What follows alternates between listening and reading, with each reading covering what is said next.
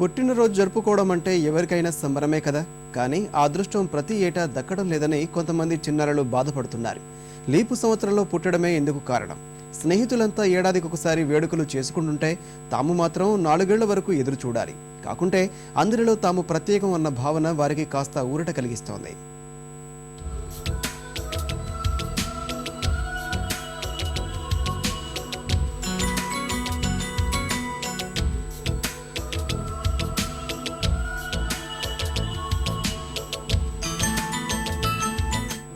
ఇక్కడ కనిపిస్తున్న ఈ బాలుడి పేరు నవదీప్.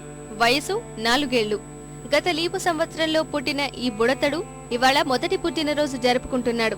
చిత్తూరు జిల్లాలో ఇలాంటి చిన్నారులు 235 మంది ఉన్నారు. వీరంతా 2008 ఫిబ్రవరి 29న జన్మించిన వారే. ప్రతి సంవత్సరం ఫిబ్రవరి నెల 28 రోజులే ఉంటుంది. లీపు సంవత్సరంలో మాత్రమే 29వ రోజు వస్తుంది. అందుకే పిల్లలంతా ఈ రోజు కోసం ఎదురు చూస్తుంటారు.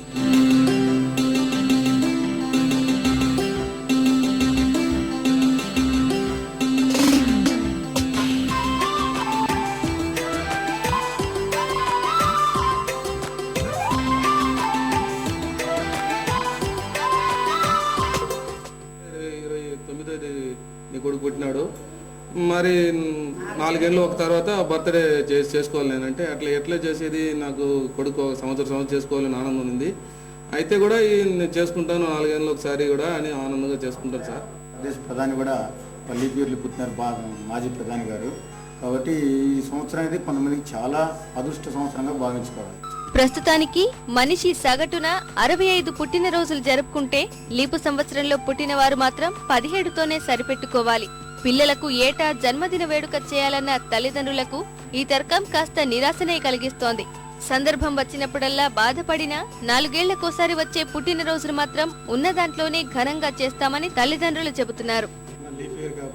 4 సంవత్సరాలు ఒకసారి చేసుకోవాల్సి వస్తుంది.